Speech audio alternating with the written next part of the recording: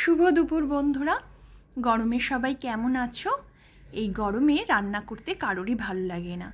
যাতে এক পদেই এই কাজটা মিটে যায় সেই জন্য তোমাদের জন্য চটজলদি একটা চিকেনের রেসিপি নিয়ে এসেছি। পেঁয়াজ ক্যাপসিকাম সব ভালোভাবে ডুমো ডুমো করে কেটে নেব। আলুকে নুন হলুদ দিয়ে ভেজে তুলে রাখতে হবে।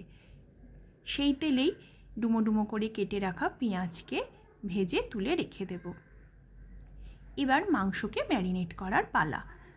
মাংসে পেঁয়াজ কুচি, ক্যাপসিকাম, টমেটো, কাঁচা লঙ্কা, আদা রসুনের পেস্ট, হলুদ, নুন, গোলমরিচ গুঁড়ো, জিরে গুঁড়ো, কাশ্মীরি লঙ্কা, টক দই ও তেল দিয়ে ভালোভাবে মেখে 1 ঘন্টা রেখে দেব।